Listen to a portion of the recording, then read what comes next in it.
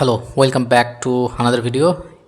We are now discussing about the procurement and sourcing module, and we are trying to understand the business process. So this is our second video. Earlier we have discussed the first, second and third vertical. You can see maintain sources and vendors, select and maintain vendors, and maintain agreement and rebate. Now from this video we'll try to cover the rest of the part. That you can see in the middle there is a box, order, products. So here there is a two different chain: maintain, procurement, catalog, create, purchase, relationship, convert, purchase, requisition to purchase order. Then it is going to the through a link, it is going to the create purchase order. Then the purchase order change management is there, and after that you can see purchase order confirmation is there. So this is the process. Now let me explain each of the box so that you can understand it very much clearly. So order products, what does it actually mean? It means this is the core purchasing activity from requisitions to purchase order. So why it is required? Because centralized purchasing control improves the efficiency and transparency. So you can use the procurement catalog to guide the internal users. You can create the purchase requisition internal need to convert to a purchase order. Alternatively, you can generate POs from the master planning agreement or manual creation. This can be done through the requester or the employee or purchasing agent or the buyer. Why this step is required? Because it initiate and manage the internal demands, right? So that is why the order is important. Now let me discuss about the steps that is involved here. Maintain procurement catalog. So in this step what happens, it defines what internal user can purchase based on the category and the vendor, etc. So that is why maintain procurement catalog is important, this step. In the next step, as you can see, create purchase requisition. So in this step what happens, internal user submits the request for goods and service internally to their organization for the business purpose, because some materials are required, right? So that is why requisition is submitted internally. Now in the next step what happens, that convert the purchase requisition to the purchase order. So why this is required? Because approval is required internally from the manager or the higher authority based on the budget. So that is why in this step approved requisition are converted into the actual POs. Okay, and whatever the requisitions are there, if it is not approved, then the order will not happen. Okay, so here in some businesses the arrow is showing going to the purchase order, right? From here to create purchase order. So arrow shows multiple way to create the purchase order, either directly or via the requisition or through the agreement. In the step of the create purchase order, what happens? It means that purchase order are contracts sent to the vendor. So why it is required? Because POs formalize the buying process and track the commitments. How? It includes order change management if edits are needed post confirmation. It also generate order confirmation automatically or manually. This process can be done. How this process can be done?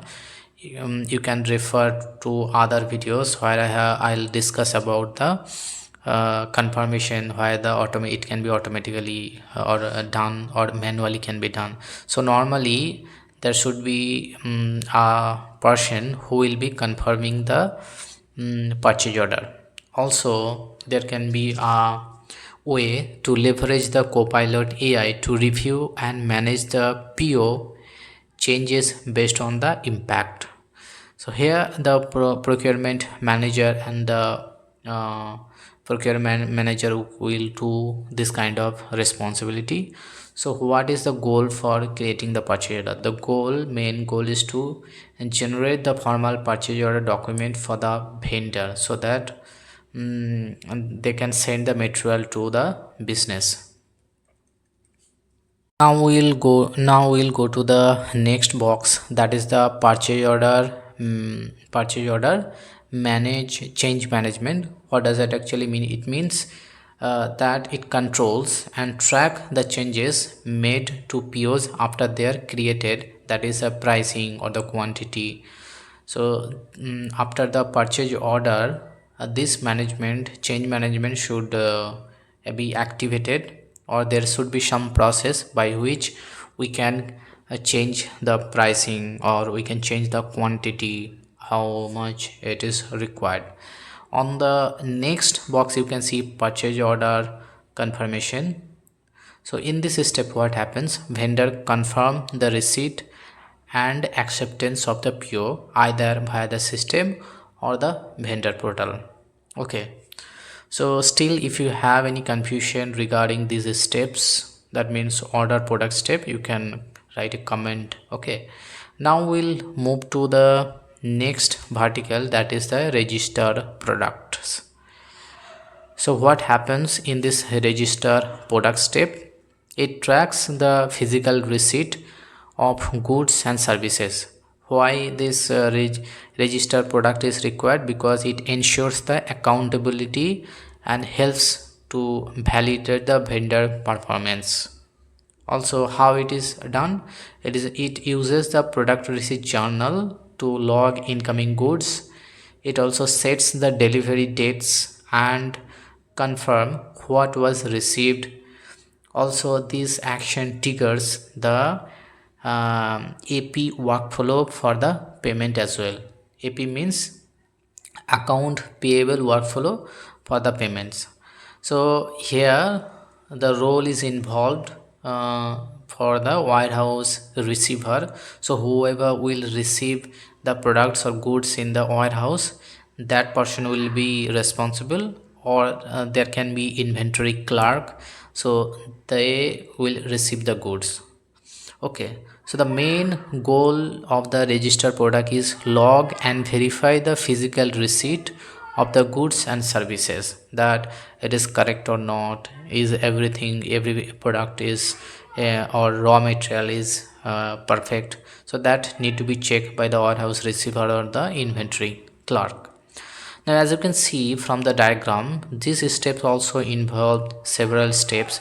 One, it read receipt, manage delivery dates, confirm the product's receipt, and pass the task to account payable and invoicing and the payment team. Okay, let me explain one by one. So read receipt means record incoming deliveries against the PO. Manage delivery date, it means that track the expected date versus the actually delivery date timeline. So this timeline also should track in the system, so that you can manage the relationship between your vendors. And in the next point, as you can see, confirm product receipt. In this step what happens, confirm product receipt, it acknowledges, in this step, acknowledgement that the correct items were received in the correct quantity. If it is not correct quantity, then also you have to acknowledge it to your vendor or the supplier, whoever is providing the material. Okay, now after this step, it pass the task to the account payable team for invoicing and the payment. This triggers the downstream to the finance process. Okay, so account payable records vendor invoices. So after that, if they will pass to the account payable team or the finance team, so finance team will take care for the invoicing and the payment. Okay, so I hope now till this point everything is clear. In the next video we will start understanding the next process, account payable records and vendor invoice and the rest of the part. So it will be total 3 videos to understand the procurement and sourcing process, business process. So still, if you have any question regarding whatever we have discussed, you can write it in the comment section. I'll try to respond to you as soon as possible. So thank you for watching. See you in the next one. Till then, take care. Bye bye.